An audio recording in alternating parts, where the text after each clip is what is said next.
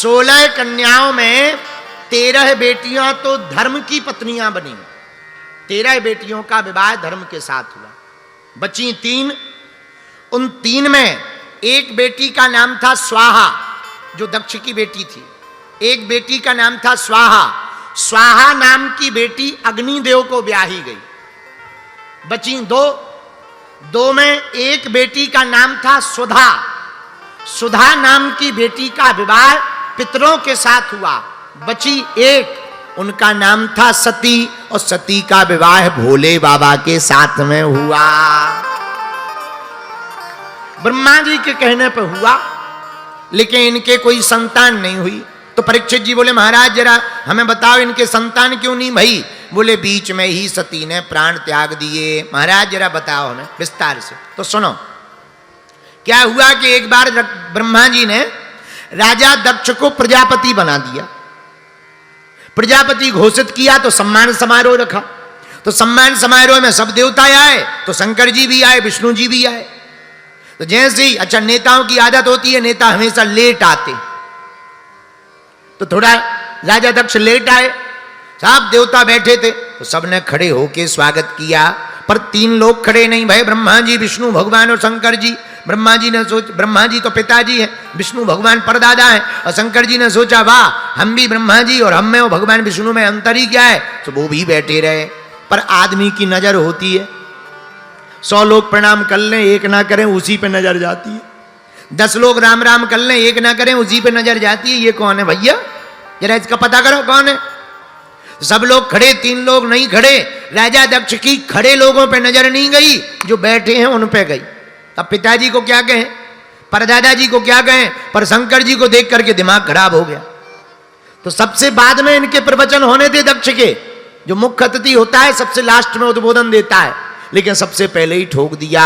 श्रूयताम ब्रह्म ऋषियों में सह देवा सह अग्निया। सुनो, अरे सुनो सुनो देवताओ, सुनो। कोई सभ्य समाज में एक असभ्य आदमी आ जाता है, मामला गड़बड़ा जाता है। तो सब देवता एक दूसरे को देखने लगे, भैया यहां असभ्य कौन है?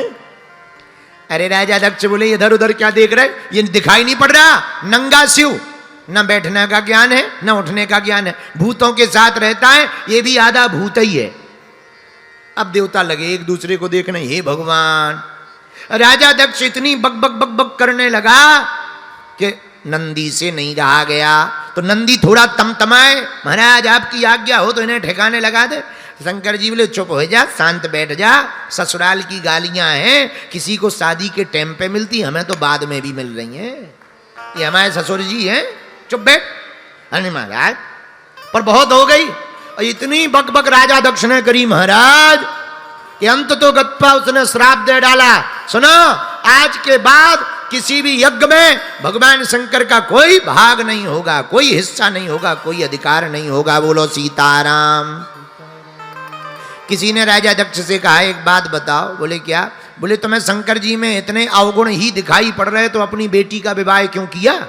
तो शंकर जी की तरफ देख करके राजा दक्ष बोला, हमने थोड़ी किया, ये तो पिताजी की आज्ञा थी, वरना कहां मरकट लोचन वाला। मरकट लोचन का मतलब होता है बंदर की आंख वाला। कहां बंदर सा दिखने वाला ये शंकर, कहां हमारी प्यारी सी सती, इसके लिए थोड़ी थी, वो तो पिताजी की आज्ञा थी, सो करा दिया। अब तो नहीं रहा गया नंदी से। भगवान शंकर की तरफ देख करके बोले, सुनो महाराज, अब जो होगा सो देखा जाएगा, तुम बाद में पीट लेना, हम इन्हें तो ठिकाने लगाएंगे ही लगाएंगे। क्यों? हरि हरि निंदा सुनये जो काना, हो ही पाप गौ घात समा। जो भगवान की हरि की निंदा अपने कानों से सुनेगा, उसे गोहत्या बराबर पाप भोगना पड़ेगा। बोलो सीताराम। जोर से बोलो, और जोर से बोलो। अब नंदी तमतमा के खड़े भाई, हे राजा दक्ष, जब से आया है बक बक बक बक बक कर रहा है, जा, हमारे प्रभु को तूने श्राप दिया, हम भी श्राप दे रहे, जा, तेरा मुंह बकरी का हो जाए। अरे जहां बकरी का श्राप दिया, सो बगल में भृगु जी खड़े थे, अपनी दाढ़ी पे हाथ फेर के बोले, ए नंदी, ये ससुर दमाद का मामला था, तू क्यों बीच में बोला? जा, हम भी श्राप देते हैं, शंकर जी के जितने गढ़ हैं सबके सब पाखंडी हो जाएं। नंदी बोला, है हमें पाखंडी बोला, ले बाबा हम भी तुझे श्राप देते हैं। हाथ में जल लेकर के नंदी ने श्राप दिया, जा पंडित, तेरे जैसे जितने ब्राह्मण हैं सबके सब मांगने वाले ब्राह्मण हो जाएं। हम ब्राह्मणों को तो उसी दिन से श्राप लग गई भैया, इसीलिए हम सब मांग करके ही सीताराम बोलो, जय बजरंग बली की। नंदी का श्राप है ऑलरेडी ही, तो अगर मांग भी ले तो समझ जाना ये हमारा काम नहीं है, नंदी के कारण कर रहे हैं, अपने कारण नहीं, नंदी जी के कारण। बोलो सीताराम। जहां नंदी जी ने श्राप दिया अब तो जय जय हो गई, बोलो जय सिया राम। जोर से बोलो, और जोर से बोलो। शंकर जी ने मन में सोचा, लो आए तो थे सम्मान समारोह को, चल रहा है श्राप समारोह, बड़ा गलत है। सोई शंकर जी ने सोचा यहाँ से जाना ही बढ़िया रहेगा, सोई शंकर जी अपने गणों को लेकर के चले गए, बोलो सीताराम। पर अपनी पत्नी को नहीं बताया, सती जी को नहीं बताया, हर बात बतानी भी नहीं चाहिए। हाँ, जितने विवाहित पुरुष बैठे हैं देख लो, सीख लो शंकर जी से। हाँ, पहले ही दिन बता देते तो रोज लड़ाई होती, शंकर जी जानते थे, इसलिए बताया नहीं, चुप हो गए, एकदम शांत बैठ गए। हाँ, पर बहुत दिन बाद राजा दक्ष ने यज्ञ की, यज्ञ में सबको निमंत्रण दिया पर भोले बाबा को नहीं दिया। ये बात देवताओं को भी पता थी, पर कभी कभी पड़ोसी भी बड़े खतरनाक होते हैं, जले पर नमक छिड़कने का काम पड़ोसी बहुत बढ़िया करते हैं। देवताओं को पता है कि बुलाया नहीं, तो देवता भी कितने गजब के, विमान कहीं से भी ले जाते। भाई रोड हो तो एक ही रास्ता, नाव हो तो एक ही नदी, पर विमान के लिए तो आसमान है, कहीं से भी ले जाओ। पर देवता इतने खतरनाक, कैलाश पर्वत से ही हूं हूं ले जा रहे हैं, एक निकले दूसरों हाउ हाउ हाउ। और ऐसे नहीं गावे बजावे, और जहां कैलाश पर्वत आवे सो ज्यादा धीमो विमान कर ले और जोर जोर से बजावे राम राम राम राम राम। शंकर जी तो ध्यान में बैठे, लेकिन सती जी का दिमाग सुबह से ही खराब है कि आज दिन भर से विमान निकल रहे, हवाई जहाज निकल रही, हेलीकॉप्टर निकल रहे, क्या गड़बड़ है भैया, कहीं युद्ध छिड़ गया है क्या? लगातार निकल रहे। सोई एक विमान में गंधर्वियां जा रही थी, नीचे से सती जी ने हाथ हिला के पूछा, अरे बहनों कहाँ जा रही हो? सोई ऊपर से गंधर्वियां बोली, अरे बहन तुम घर पे ही बैठी है, तो ये ना पता तेरे पिताजी ने विशाल यज्ञ को आयोजन करो है। सोई इशारों करके सती बोली, हाँ हाँ पतो पतो पतो, चलो चलो हम भी आए। अब भोले बाबा बैठे बरगद के पेड़ के नीचे, अब पहुंच गई सती जी, चरणों को दबाने लगी। भोले बाबा बोले, देवी जी आज बड़ी सेवा हो रही है, कुछ खास बात है क्या? तो सती जी बोली, नहीं महाराज, हम स्त्रियों का तो धर्म है पति के चरणों की सेवा करना। और सुन लो भैया, जितने विवाहित पुरुष बैठे हैं, हमारा निजी अनुभव नहीं है, दूसरों का है। जिस दिन तुमको खूब बार बार चाय के लिए पूछा जाए, बार बार तुम्हें हलवा के लिए पूछा जाए, समझ जाना या तो जेब कटनी है या गर्दन कटनी है। दो ही कारण है, जेब कटनी है। जिस दिन ज्यादा चाय के लिए पूछा जाए, समझ जाना गड़बड़ है कि मार्केट में कोई नई साड़ी आई है, या कोई नया सा उनको जो है हार वार लेना है, या पड़ोसन बढ़िया वाली साड़ी पहन के आ गई, बस यही कारण हो सकता है। तो सती जी चरण दबाने लगी, तो ही भोले बाबा बोले, देवी आज बड़ी सेवा है रही। क्या बात है महाराज, हम पत्नियों का तो धर्म है पति की सेवा करना। ये पुराने जमाने में था, आज के जमाने में नहीं है। आज के जमाने में तो उल्टा है, बोलो सीताराम। हाँ, ऐसा कोई पुरुष बैठा है जिनकी धर्म पत्नी रोज चरण दबाती हो, पर झूठ ना बोलना, नाक। हाँ, नहीं तो हम हनुमान जी से पढ़ा, अरे पूरे पंडाल में एक भी नहीं है। हाँ एक है। हाँ खड़े हो भाई साहब, हाँ खड़े हो। ये जो फुल टी शर्ट वाला है, जरा इस पे कैमरा कर, अरे ये पे मना कर, फुल टी शर्ट वाले पे कर। ओए भैया संस्कार वाले, पैसा पूरे लोगे, काम अधूरे करोगे। हाँ तो ठटरी के बरे तक यहाँ खड़ो भाव, इसीलिए तो पे कैमरा करवा रहे कि तोरे तो लुगाई ही नहीं है। मूसर चंद, हमने ये कहा कि ऐसा कोई भाग्यशाली पुरुष है जिसकी पत्नी प्रतिदिन चरण दबाती हो। तू दोनों हाथ खड़े किए थे, ठटरी के बरे, नक कटा, खड़ा हो। जे बता कहूं हिडन तो नहीं है, हैं? हैं? क्या बोले?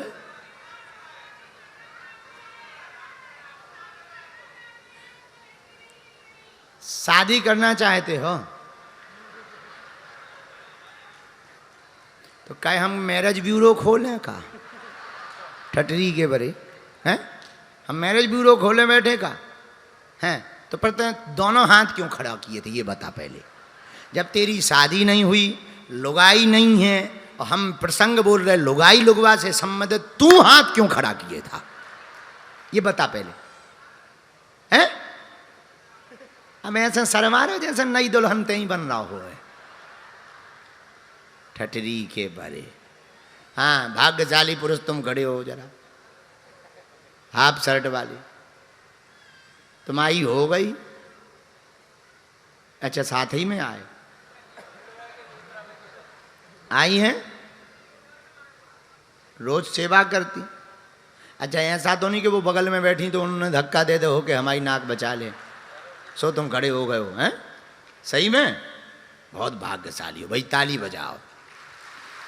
जितने विवाहित पुरुष बैठे इनके दर्शन करो, बहुत भाग्यशाली हो भैया। कहाँ की है तुम्हारी घरवाली? है गोरखपुर, उस तरफ अच्छी होती हैं।